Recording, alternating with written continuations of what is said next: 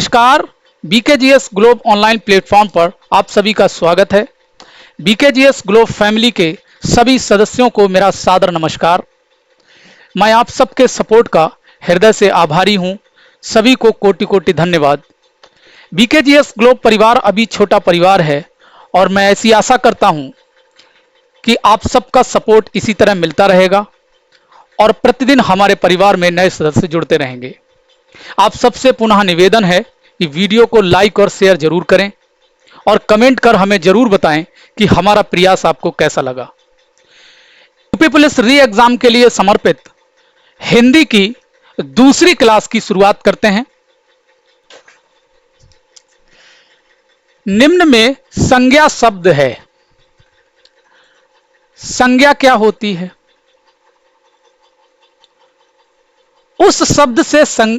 उस शब्द को संज्ञा कहा जाता है जो या तो किसी का नाम हो, या कोई भाव हो, या कोई वस्तु हो, या कोई दशा हो।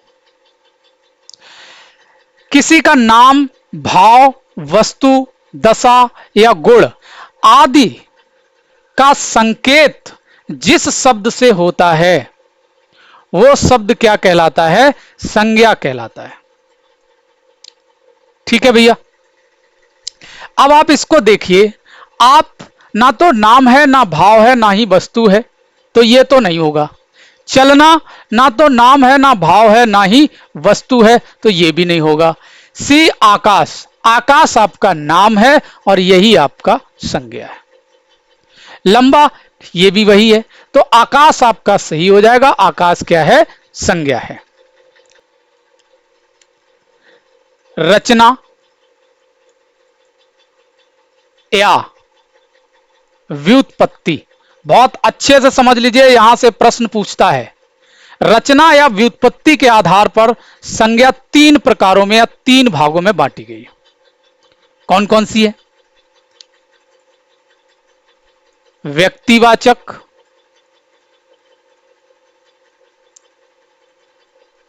जातिवाचक,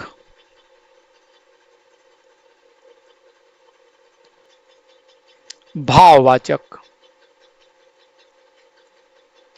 यह संज्ञा का किस प्रकार का विभाजन है? यह रचना या व्युत्पत्ति के आधार पर संज्ञा आपकी तीन प्रकार की होती है।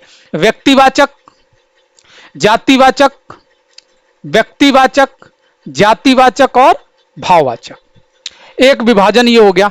सामान्यतः संज्ञा पांच प्रकारों में बांटी गई है, पांच भागों में बांटी गई है। पांच प्रकार होते हैं संज्ञा के सामान्यतः। यह रचना और व्युत्पत्ति के आधार पर था। अब हम देखते हैं सामान्य रूप से जो संज्ञा के प्रकार होते हैं वो पांच होते हैं। कौन कौन से होते हैं भैया? व्यक्तिवाचक होता है, ठीक है, जातिवाचक होता है,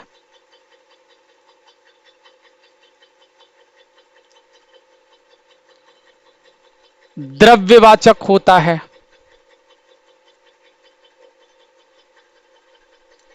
समूहवाचक होता है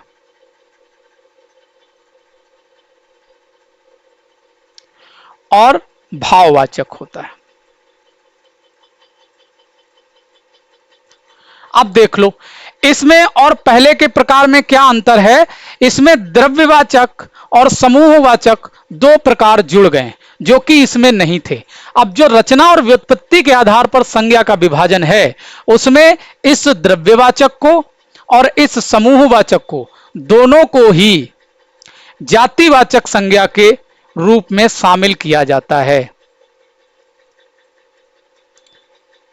अच्छे से समझ लो भैया। रचना या व्युत्पत्ति के आधार पर जब संज्ञा के प्रकारों में विभाजित किया जाता है तो उसमें द्रव्यवाचक और समूहवाचक इन दोनों को जातिवाचक संज्ञा के रूप में या प्रकार में शामिल किया जाता है। तो यह रचना और व्युत्पत्ति के आधार पर संज्ञा तीन प्रकार की और सामान्य रूप से संज्ञा पांच प्रकार की होती है। ठीक है, आगे देखिए। निम्न विकल्पों में किसमें सभी शब्द व्यक्तिवाचक संज्ञाएं हैं? अब एक छोटी सी टेक्निकली परिभाषा आप देख लीजिए और इस परिभाषा को आप पकड़ लीजिए। क्या है? यह किसी का नाम होगा। क्या होगा? नाम होगा, किसी का भी हो नाम होगा। ठीक। दूसरी चीज, जो सबसे महत्वपूर्ण चीज है, जो आपको पकड़ लिया आपने इसको, तो आप व्यक्तिवाचक संज्ञा से कभी प्रश्न गलत नहीं करेंगे। पहली चीज यह है कि यह किसी का नाम होता है। ठीक है। दूसरी चीज, यह सदैव एक वचन होती है। सदैव क्या होती है? एक वचन होती है भैया, इनका बहुवचन नहीं होता है। जो व्यक्तिवाचक संज्ञाएं होती हैं उनका बहुवचन नहीं बन सकता, होता ही नहीं है। 110 नहीं, 1000% व्यक्तिवाचक संज्ञाओं का बहुवचन नहीं होता है। ठीक है। अब ये दो चीजें पकड़ लो, नाम और एक वचन। अब देखो विकल्प को, राम नाम है। रामचरितमानस नाम है, भाई कोई पुस्तक है ना, धार्मिक पुस्तक है, उसका नाम है ना। गंगा नदी है लेकिन नाम है ना, तो आपका यही विकल्प सही हो जाएगा। तो बात समझ में आई? क्या समझ में आया?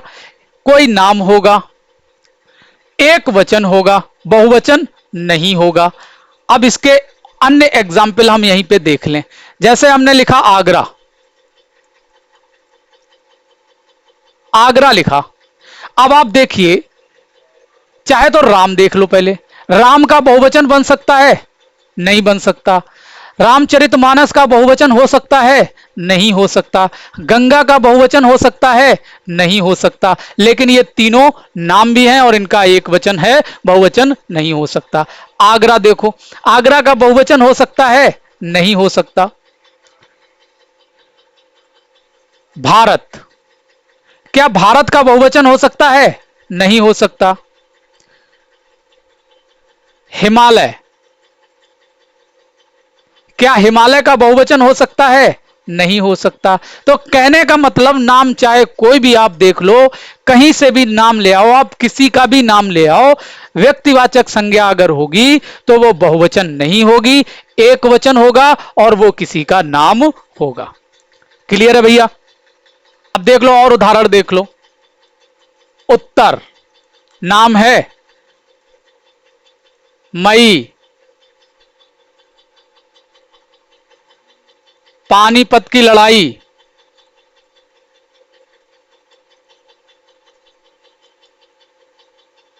नाम है ना, बात खत्म।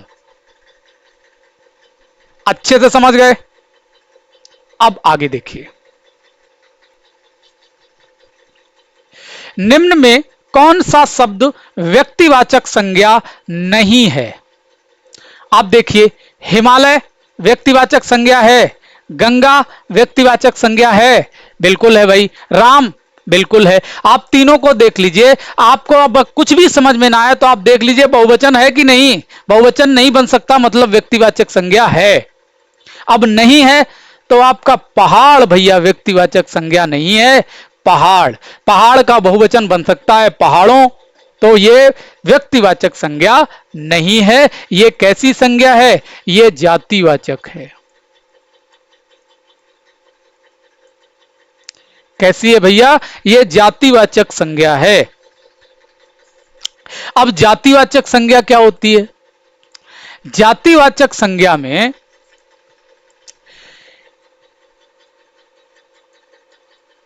जो शब्द होता है उसके जैसा कोई और भी होता है। कोई और भी हो, इस वाक्य को आप पकड़िए, इसके जैसा कोई और भी हो। भाई पहाड़ के जैसा कोई और भी हो सकता है ना, बिल्कुल हो सकता है। दूसरी चीज, इसका बहुवचन होता है। जातिवाचक संज्ञा का बहुवचन हो सकता है। एकमात्र ऐसी संज्ञा है जिसका बहुवचन होता है। जिसका बहुवचन होता है, बहुत अच्छे से याद कर लीजिए, बिल्कुल भी कंफ्यूजन मत कीजिए। संज्ञा के प्रकारों में केवल एकमात्र संज्ञा ऐसी है जिसका बहुवचन होता है, बाकी किसी भी प्रकार की संज्ञा का बहुवचन नहीं होता है। ठीक है, अच्छे से आगे देखिए। पशु, वकील, गाय, राज्यपाल में कौन सी संज्ञा है? अब आप देखिए, पशु जैसा कोई और हो सकता है, बिल्कुल हो सकता है। वकील जैसा कोई और हो सकता है, बिल्कुल भाई दूसरा वकील हो सकता है। गाय दूसरी गाय हो सकती है। राज्यपाल भाई एक राज्य का है, दूसरे राज्य का राज्यपाल हो सकता है। तो कहने का मतलब है इसके जैसा कोई और हो, तो ये क्या हो गया? कोई और हो, मतलब ये जातिवाचक संज्ञा हो गई। क्लियर है भैया? अब बहुवचन बना लो। पशुओं, वकीलों, गायों, राज्यपालों, ये सब क्या हो गए? बहुवचन हो गए। अन्य शब्द देख लो जातिवाचक संज्ञा के। देख लो भैया, मनुष्य,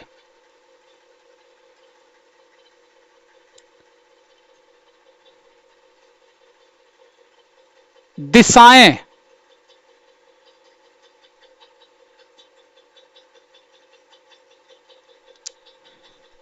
देश, पर्वत, त्योहार, नदी, सागर, स्त्री, पुरुष, मकान, कुर्सी, ये सब क्या होंगे? जातिवाचक संज्ञाएं होंगी। और जो प्राकृतिक आपदाएं होती हैं भैया, वो भी किस में आती हैं? जातिवाचक संज्ञा में आती हैं, ध्यान रखिएगा। तूफान,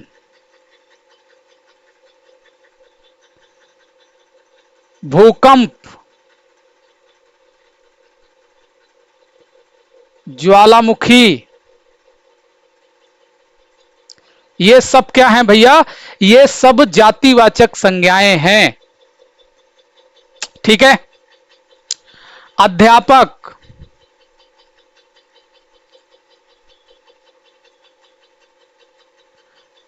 क्लियर है अच्छे से? अब आप देख लो, इनमें मनुष्य जैसा कोई और हो सकता है? हो सकता है। दिशाएं, देश, पर्वत, त्योहार, नदी, सागर, स्त्री, पुरुष, अध्यापक, कुर्सी, मकान, मतलब किसी भी शब्द का कोई जैसा कोई दूसरा जरूर होगा और उसका बहुवचन भी बनेगा। क्लियर है बढ़िया से? ठीक, आगे देखिए। पर्वत, मनुष्य, नदियां में कौन सी संज्ञा है? अब आप इसको, मैं एक और टेक्निक आपको बता दे रहा हूं। अगर किसी प्रश्न में कोई भी शब्द बहुवचन है, जिसकी अभी हमने 2 से नहीं 4-5 बार चर्चा की है, अगर शब्द बहुवचन है तो आंख बंद करके आप उत्तर लगा दीजिए जातिवाचक। उसमें फिर कुछ भी सोचने की जरूरत नहीं है। अगर प्रश्न में बहुवचन है तो वो जातिवाचक संज्ञा होगी, फिर उसमें कुछ भी सोचने की आवश्यकता नहीं है। ठीक है। अब इस बहुवचन वाले टैग को तो आप पकड़ ही लो, यहां से फिर कभी भी प्रश्न गलत नहीं होगा। इस बहुवचन वाले टैग को अगर आपने पकड़ लिया, फिर आपका प्रश्न कभी भी गलत होने की संभावनाएं 0% हो जाएंगी। आपका प्रश्न कभी गलत नहीं होगा और आपको ज्यादा सोचना भी नहीं पड़ेगा। आगे देखिए। जिस शब्द से किसी के गुण, दोष, दशा का बोध हो, संज्ञा का कौन सा प्रकार होता है? भैया गुण, दोष और दशा जिनको हम छू ना सकें,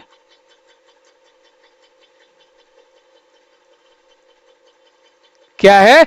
जिनको छू ना सकें या जिनका आदान प्रदान ना कर सकें।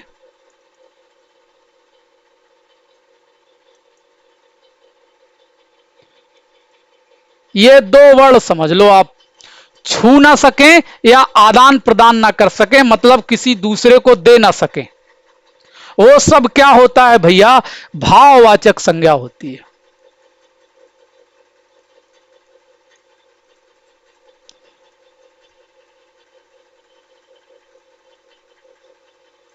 कौन सी संज्ञा होती है? भाववाचक संज्ञा होती है। तो सीधा सा इसका पहला ए सही हो जाएगा, भाववाचक संज्ञा है कि छू नहीं सकते और किसी को दे नहीं सकते, मतलब आदान प्रदान नहीं कर सकते, भाववाचक संज्ञा। अगला देखिए, इस विकल्प में सभी शब्द भाववाचक संज्ञा शब्द हैं। आप देखिए, अमीर भाव है? नहीं है। गरीब भाव है? नहीं है। समूह भाव है? नहीं है। मिठास भाव है? नहीं होगा। जवानी भाव है? बिल्कुल है। खटास भाव है? बिल्कुल है। पुस्तक भाव है? नहीं है। गंगा नहीं है। रसीली भाव है? बिल्कुल है। कड़वाहट बिल्कुल। बुढ़ापा बिल्कुल। उन्नति बिल्कुल। तो आपका उत्तर हो जाएगा सी, यानी ये भाववाचक संज्ञाओं का समूह है। इस विकल्प में सभी संज्ञाएं भाववाचक संज्ञाएं हैं। अब आप देख लीजिए, क्या रसीली को हम किसी को हाथ में दे सकते हैं क्या? कड़वाहट को दे सकते हैं क्या? या हम इसको छू के देख सकते हैं क्या? बुढ़ापा को छू कर देखा जा सकता है क्या? बुजुर्ग व्यक्ति को देख सकते हैं, लेकिन बुढ़ापे को नहीं छू सकते। किसी की उन्नति को हम दूर से देख सकते हैं, महसूस कर सकते हैं, उसको छू नहीं सकते। या किसी की उन्नति को कोई दे नहीं सकता। ठीक है ना? तो कहने का तात्पर्य ये दो शब्द आप याद रखिए, छू नहीं सकते और किसी को दे नहीं सकते।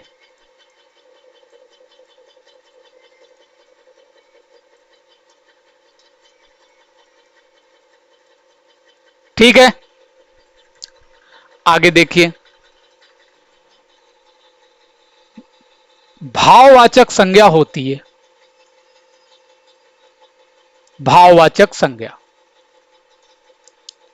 और यहां पर लिखा हुआ है विशेषताएं। पॉइंट को समझने का प्रयास कीजिए। विशेषता होती है भाववाचक संज्ञा, और यहां पर लिखा है विशेषताएं। जैसे ही सामान्यता भाववाचक संज्ञाओं का, सामान्यता नहीं, हर हाल में भाववाचक संज्ञाओं का बहुवचन नहीं होता, ये एक वचन में ही होती हैं। क्या है? भाववाचक संज्ञाएं एक वचन में ही होती हैं, बहुवचन नहीं होता। लेकिन अगर किसी भाववाचक संज्ञा का बहुवचन बना दिया जाए,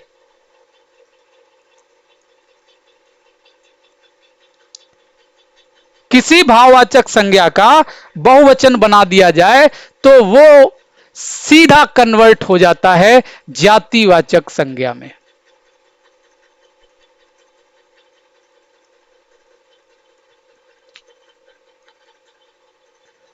फिर समझ लीजिए, क्या बोला मैंने? भाववाचक संज्ञा का बहुवचन नहीं होता, एक वचन में होती हैं। और भाववाचक संज्ञाओं का जब बहुवचन बना दिया जाता है, तो वो भाववाचक संज्ञा नहीं रहती। वो कौन सी संज्ञा बन जाती है? जातिवाचक संज्ञा बन जाती है। तो अब ये विशेषता भाववाचक संज्ञा है और इसका बहुवचन बन गया, और बहुवचन विशेषताएं। और ऑलरेडी हम समझ चुके हैं कि एकमात्र संज्ञा ऐसी है जिसका बहुवचन होता है, और वो कौन सी होती है भैया? जातिवाचक संज्ञा होती है। क्लियर है? बहुत बढ़िया से। भीड़, कक्षा, परिवार, सेना शब्दों में कौन सी संज्ञा है, या कौन सी संज्ञा को ये इंडिकेट करते हैं? तो भैया जहां से समूह, इंग्लिश में याद कर लो ग्रुप, इसका संकेत मिले, तो वो सीधा सा समूहवाचक संज्ञा होती है। कौन सी होती है? समूहवाचक संज्ञा होती है। किसी भी प्रकार की कोई समस्या मत लेना, बस अगर वहां से ग्रुप का इंडिकेशन मिलता है तो वो समूहवाचक संज्ञा होगी। कुछ अन्य शब्दों को देख लो, जैसे मेला। मेला अकेला का नहीं होता है, मेला मेल का होता है, और मेले में दो लोग नहीं होते, मेले में कई लोग होते हैं। सभा,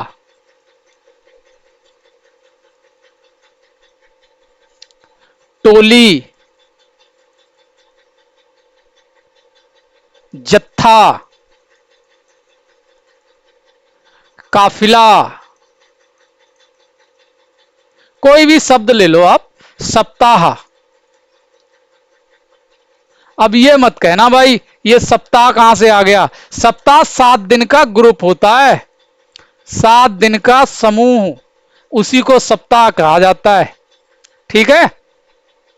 मंडल, कुंज, ये सब क्या है भैया? समूहवाचक संज्ञाएं हैं। ठीक है। आगे देखिए,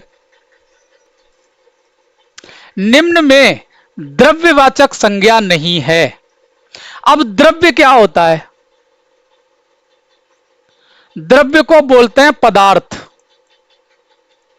इंग्लिश में मैटर। और पदार्थ की 5 अवस्थाएं होती हैं: ठोस, द्रव, गैस, प्लाज्मा, और पदार्थ की 5वीं अवस्था जो आपसे जीएस के एग्जाम, जीके के क्वेश्चंस में पूछी जाती है, आप लोग यहीं देख लीजिए। बोस, आइंस्टीन, कंडेंसेट, यह पदार्थ की 5वीं अवस्था होती है। तो ये द्रव्यवाचक संज्ञाएं इन 5 में से कोई भी हो सकता है। ठोस भी हो सकता है, द्रव भी हो सकता है, गैस भी हो सकती है, प्लाज्मा भी हो सकता है, बोस, आइंस्टीन, कंडेंसेट भी हो सकता है।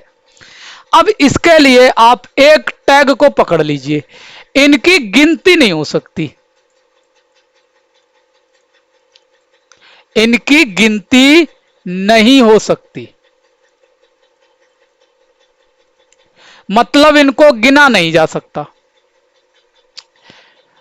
बस एक चीज आप याद कर लीजिए कि इनको गिना नहीं जा सकता, और जिसको गिना नहीं जा सकता वो द्रव्यवाचक संज्ञा होगी भैया। अब आप देख लो, क्या लोहे को गिना जा सकता है? नहीं गिना जा सकता। क्या तेल को गिना जा सकता है? नहीं गिना जा सकता। क्या दूध को गिना जा सकता है? नहीं गिना जा सकता है। लेकिन घड़ी को गिन सकते हैं। किसी के पास 10-10 घड़ियां होती हैं, गिन लेते हैं कि नहीं? तो जिनको गिना नहीं जा सकता वो द्रव्यवाचक संज्ञाएं होती हैं। और आपसे पूछा द्रव्यवाचक संज्ञा नहीं है, तो इसमें लोहा भी द्रव्यवाचक है, तेल भी द्रव्यवाचक है, दूध भी द्रव्यवाचक है, लेकिन घड़ी द्रव्यवाचक नहीं है। और एक चीज आप लोग और ध्यान रखिए कि इनको तौला मापा जा सकता है, इनको तौला जा सकता है और मापा जा सकता है। ठीक है। आगे देखिए, भाववाचक संज्ञा की रचना होती है। बहुत अच्छे से समझ लीजिए इसको, इसीलिए इसको अलग स्थान पे रखा है। भाववाचक संज्ञा की रचना होती है, किससे किससे होती है? क्रिया से होती है, होती है। जातिवाचक संज्ञा से होती है, होती है। विशेषण से होती है, होती है। तो उपरोक्त सभी से होती है। पहली चीज, इन 3 के अतिरिक्त भाववाचक संज्ञा की रचना और भी होती है। किससे होती है भैया? सर्वनाम से होती है। ठीक है। अव्यय से होती है, सर्वनाम से होती है, अव्यय से होती है, व्यक्तिवाचक संज्ञा से भी होती है।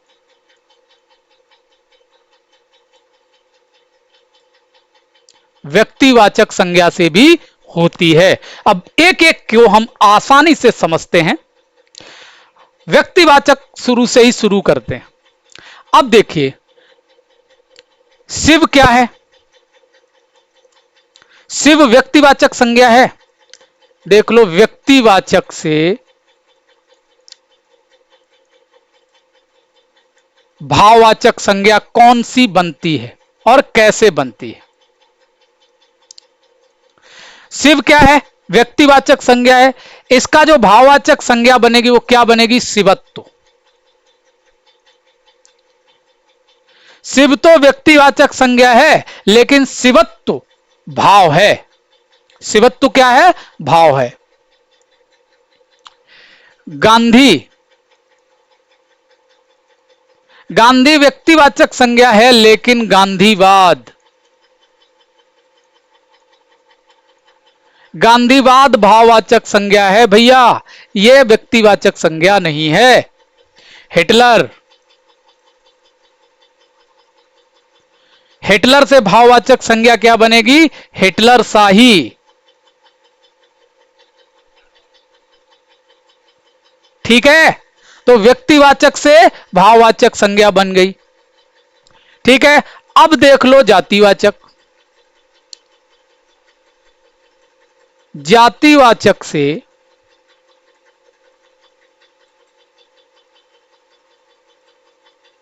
भाववाचक। देखो भाई, बूढ़ा, बूढ़ा क्या है? जातिवाचक संज्ञा है कि नहीं है? बूढ़े का बहुवचन बन जाएगा कि नहीं बन जाएगा? बिल्कुल बन जाएगा। तो बूढ़ा से जो भाववाचक संज्ञा बनेगी वो क्या बनेगी? बुढ़ापा। ठीक है। लड़का जातिवाचक संज्ञा है कि नहीं है? बिल्कुल है। इससे क्या बनेगा? भाववाचक संज्ञा, लड़कपन। लड़कपन। मित्र क्या है भैया? मित्र जातिवाचक संज्ञा है, और मित्र से जो भाववाचक संज्ञा बनेगी वो क्या बनेगी? मित्रता। मित्रता। मनुष्य, मनुष्य कैसी संज्ञा है? जातिवाचक संज्ञा है, और इससे जो भाववाचक संज्ञा बनेगी वो क्या बनेगी? मनुष्यता। ठीक है, अच्छे से समझ लीजिए, बहुत बेहतर तरीके से प्रश्न गलत नहीं होगा। सिस्टमैटिक तरीके से अगर आपने अपने दिमाग में इसका खाका तैयार कर लिया तो यहां से कभी भी प्रश्न गलत होने की संभावना नहीं है।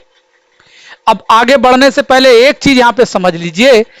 देखिए, भाववाचक संज्ञा की रचना का अगर पूछ ले कितने प्रकार से हो सकती है, तो एक तो ये हो गया, दूसरा ये हो गया, तीसरा ये हो गया, चौथा ये हो गया, पांचवा ये हो गया, और छठा ये हो गया। तो मतलब 6 प्रकार से भाववाचक संज्ञा की रचना हो सकती है। आप इस चीज को भी ध्यान रखिएगा। आगे देखिए, अब क्या बचा हमारा? अब हमारा बचा विशेषण।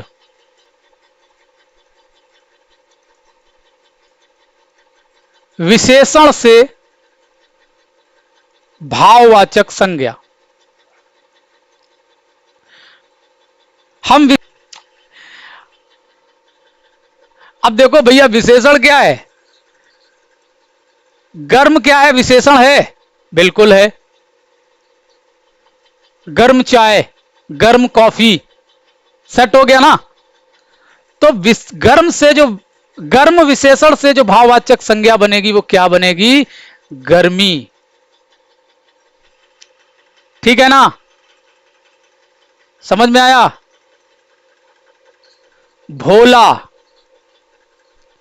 भोला विशेषण से जो भाववाचक संज्ञा बनेगी वो क्या बनेगी? भोलापन। ठीक है ना? चतुर, चतुर क्या है? विशेषण है। कोई व्यक्ति बहुत चतुर होता है और कोई व्यक्ति बेचारा बहुत भोला होता है, तो मैंने साथ साथ लिख दिया चतुर। चतुर का, चतुर विशेषण से जो भाववाचक संज्ञा बनेगी क्या बनेगी? चतुराई। चतुराई। ठीक है। सरल, सरल विशेषण से जो भाववाचक संज्ञा बनेगी क्या बनेगी? सरलता। ठीक है ना। मीठा, मीठा, मीठा से भाववाचक संज्ञा क्या बनेगी? मिठास। बहुत सारे आप बना सकते हैं। ठीक है ना। अब देख लो भैया सर्वनाम से, तो विशेषण हो गया सर्वनाम, सबका नाम। सर्वनाम से भाववाचक संज्ञा।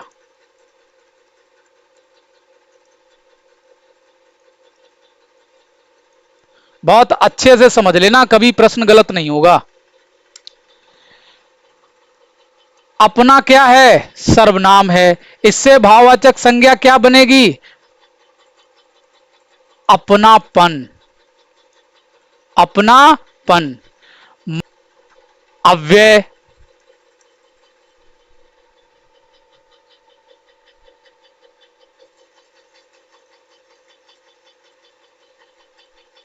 अव्यय से देख लो, अव्यय की चर्चा हम आगे करेंगे क्या होता है, अभी सिर्फ आप देख लो। निकट अव्यय होता है, इससे भाववाचक संज्ञा क्या बनेगी? निकटता। दूर अव्यय है, इससे भाववाचक संज्ञा क्या बनेगी? दूरी। मिथ्या, मिथ्या अव्यय है और इससे भाववाचक संज्ञा जो बनेगी मिथ्यात्व, मिथ्यात्व। ठीक है, क्लियर हो गया बढ़िया से? भूलोगे तो नहीं? भूलना भी नहीं। आगे देखिए,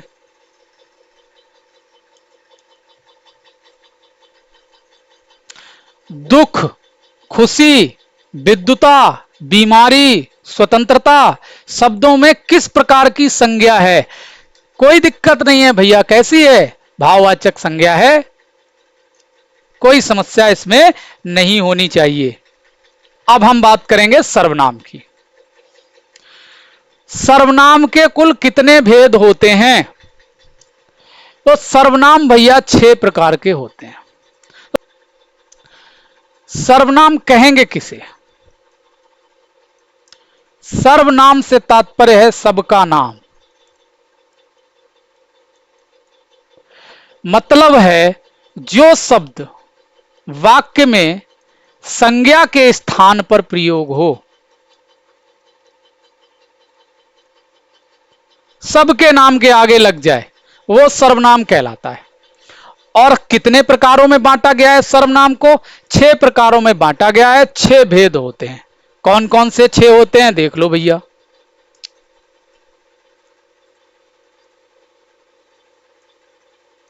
पुरुषवाचक सर्वनाम, ठीक है।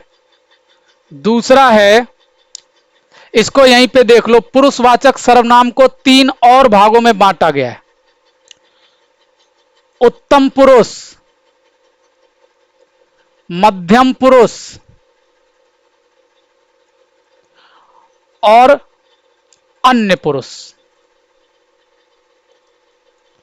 इसमें होता है वक्ता, इसमें होता है श्रोता और इसमें होता है अन्य, यानी जिसके लिए बात कही जाती है। जब कोई बात बोली जाती है तो वो होता है बोलने वाला वक्ता, जो बात सुन रहा होता है वो होता है श्रोता और जो जिसके लिए बोली जाती है वो होता है अन्य। ठीक है, आगे और इसकी चर्चा करेंगे। दूसरा है भैया निश्चयवाचक, निश्चयवाचक। तीसरा है अनिश्चयवाचक।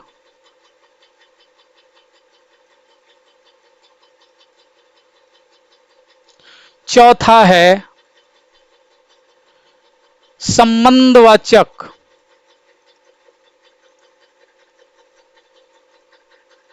और पांचवा है प्रश्नवाचक। और आपका छठवां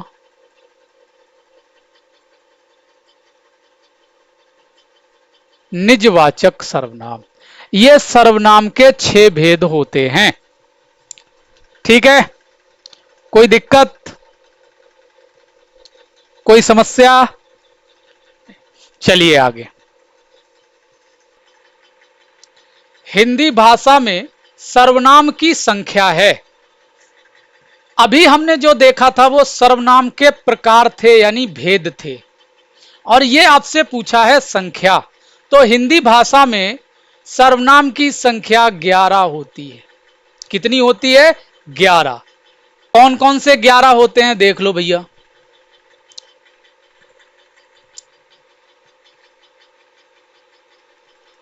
मैं, तू, ये किसमें होते हैं? पुरुषवाचक सर्वनाम के।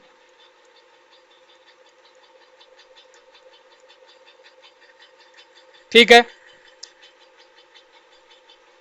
जो, सो, संबंधवाचक।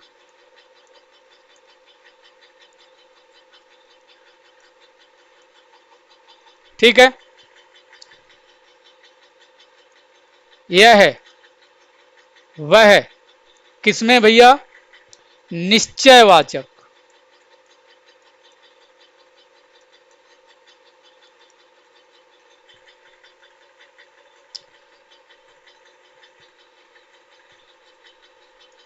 कोई,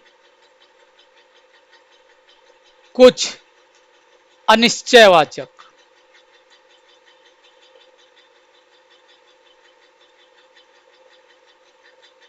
ठीक है,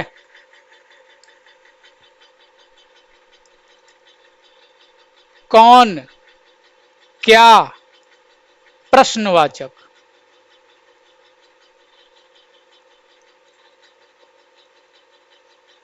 कौन क्या हो किसमें चला जाएगा भैया? प्रश्नवाचक में। और आप, निजवाचक।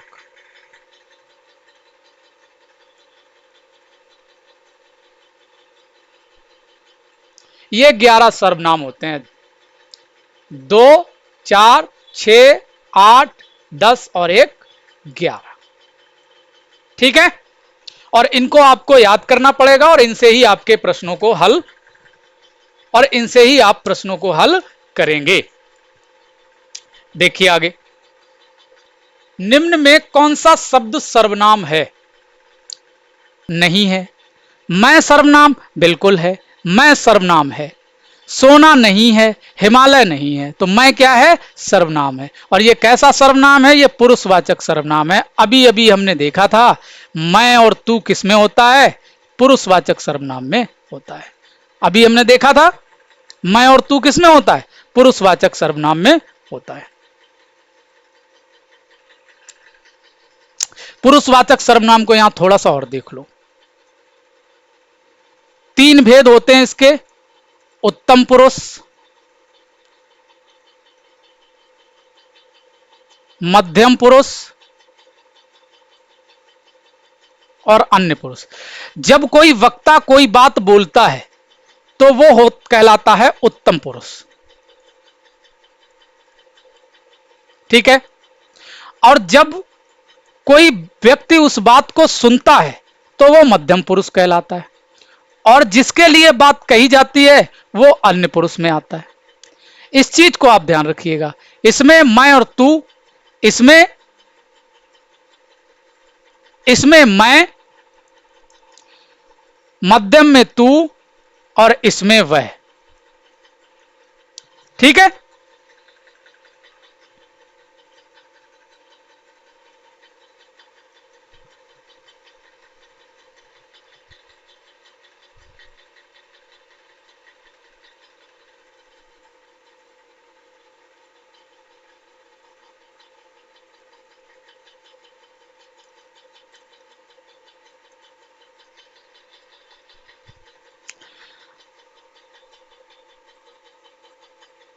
अब इस उत्तम पुरुष में क्या क्या हो जाएगा?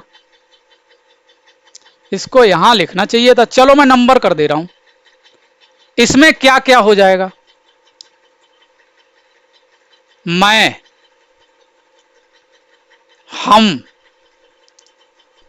मेरा, मुझको, मुझे, ये सब मैं की कारक विभक्ति हैं, वो इसमें आ जाएंगी। दूसरे मध्यम पुरुष में क्या क्या हो जाएगा? तू, तुम, आप। अन्य पुरुष में क्या क्या हो जाएगा? ये, वे, यह, वह। तो इस चीज को आप बहुत अच्छे से ध्यान रखिएगा। आगे देखिए, हम कल आगरा जाएंगे, रेखांकित पद में कौन सा सर्वनाम है? भी अभी हमने देखा था, हम किस श्रेणी में आता है? हम पुरुषवाचक श्रेणी में आता है। पुरुषवाचक श्रेणी में भी ये उत्तम पुरुष के अंतर्गत आता है। पुरुषवाचक श्रेणी में तो आता ही है, लेकिन उसमें भी ये किस श्रेणी में आता है? उत्तम पुरुष श्रेणी में आता है। ठीक है, आगे देखिए, वह बहुत अच्छा लड़का है। वह बहुत अच्छा लड़का है, ये थोड़ा सा मिस हो गया। लड़का है में या वाक्य में वह कौन सा सर्वनाम है? तो वह भैया यहां पे आप देख लीजिए, यहां अब देख लो, इसमें वह बहुत अच्छा लड़का है, तो वह और यह, ये दोनों किसमें होते हैं? ये निश्चयवाचक सर्वनाम के होते हैं। शुरू में ही हमने देखा था, ये किसमें होता है? निश्चयवाचक सर्वनाम में होता है। मतलब किसी भी चीज की निश्चितता का बोध होता है निश्चयवाचक सर्वनाम से। निश्चयवाचक सर्वनाम से क्या होता है? किसी भी वस्तु, किसी भी विषय वस्तु की निश्चितता का बोध होता है। तो ये कहां चला जाएगा? निश्चयवाचक सर्वनाम हो गया। मतलब इसने निश्चित कर दिया कि यह बहुत अच्छा, इसने निश्चित कर दिया कि वह बहुत अच्छा लड़का है। कोई शंका की गुंजाइश उसमें नहीं रही। इसलिए जब पूरी तरीके से, इसलिए जब पूर्णतया निश्चितता का बोध हो तो वहां पर निश्चयवाचक सर्वनाम होता है। ठीक है, कोई आ रहा है, कोई आ रहा है, पता नहीं कौन आ रहा है। वाक्य में कोई किस प्रकार का सर्वनाम है? तो भैया कोई है ना, हमको पता नहीं है कौन आ रहा है, कोई निश्चितता नहीं है, तो यह सीधा सा हो जाएगा भैया अनिश्चयवाचक सर्वनाम। मतलब जिस सर्वनाम से निश्चितता का बोध हो वो निश्चयवाचक सर्वनाम, और जहां अनिश्चितता होती है, जहां निश्चितता का बोध नहीं होता है, वहां अनिश्चयवाचक सर्वनाम होता है। इसके लिए कोई, कोई और कुछ शब्दों का प्रयोग होता है। जैसे एक तो यही है, घी में कुछ गिरा है, घी में कुछ गिरा है। क्या गिरा है? पता नहीं है भैया, मक्खी गिरी है कि मच्छर गिरा है, पता नहीं है, बट कुछ तो गिरा है। तो जहां पर कोई और कुछ का प्रयोग होगा वो क्या होगा? अनिश्चयवाचक सर्वनाम होगा। इस निम्न में संबंधवाचक सर्वनाम का प्रयोग किन वाक्यों में हुआ है? संबंधवाचक की हमने अभी बात की थी, तो संबंधवाचक वाक्यों में जो और सो, जो और सो से उपवाक्यों को जोड़ा जाता है, जो और सो का प्रयोग होता है। तो आप देखिए, जो सोता है सो खोता है, जिसने परिश्रम किया वह सफल हो गया, या जो परिश्रम करेगा सो सफल होगा, है ना? जैसी करनी वैसी भरनी। तो ये उपरोक्त सभी ये किसमें है? संबंधवाचक सर्वनाम में हो जाएंगे। ठीक है, क्या होता है संबंधवाचक सर्वनाम में? इसमें दो उपवाक्यों को, दो उपवाक्यों को इनसे यानी जो और सो से जोड़ा जाता है, संबंध स्थापित किया जाता है। और जहां संबंध स्थापित होता है वहां संबंधवाचक सर्वनाम होता है। ठीक है, आगे देखिए। मैं अपने आप वस्त्र साफ कर लेता हूं। यहां पे देखिए क्या शब्द आया है, आप। आप अभी हमने शुरू में चर्चा की थी, आप किस में जाता है, तो ये जाता है भैया निजवाचक सर्वनाम में इसका प्रयोग होता है। निजवाचक, इसमें कर्ता ही प्रमुख होता है, यानी कार्य को करने वाला ही प्रमुख होता है, उसी की बात होती है। तो मैं अपने आप वस्त्र साफ कर लेता हूं, यानी सी निजवाचक सही हो जाएगा। अन्य एग्जाम्पल इसके देख लें। मैं आप वहीं से आया हूं, वहीं से आया हूं। मैं आप वहीं से आया हूं। आगे, आप भला तो जग भला। आप भला तो जग भला। ठीक है, ये कार्य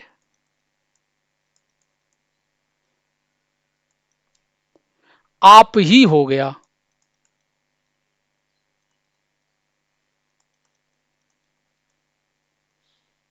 ठीक है, तो ये क्या होता है, निज। आप भला तो जग भला, अभी अभी हमने चर्चा की है, क्या हो जाएगा, निजवाचक सर्वनाम हो जाएगा। आगे देखिए, वह क्या कर रहा है। सीधा सा प्रश्न है तो प्रश्नवाचक सर्वनाम हो जाएगा, कोई इसमें दिक्कत है नहीं। क्या और क्या और कौन, ये निर्धारण करते हैं प्रश्नवाचक सर्वनाम का। ठीक है, आगे देखिए। निम्न में सर्वनाम शब्द है, नींव है नहीं है, रोग है नहीं है, सफाई है नहीं है, कौन आपका सर्वनाम शब्द है, अभी हमने चर्चा इसकी की। आगे देखिए, और कैसा सर्वनाम है, ये प्रश्नवाचक सर्वनाम है।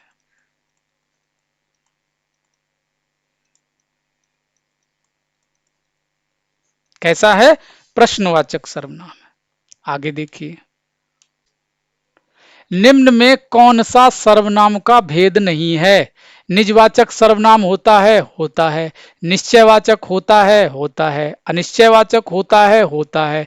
गुणवाचक नहीं होता है। गुणवाचक होता है क्या, नहीं होता है। अगला देखिए,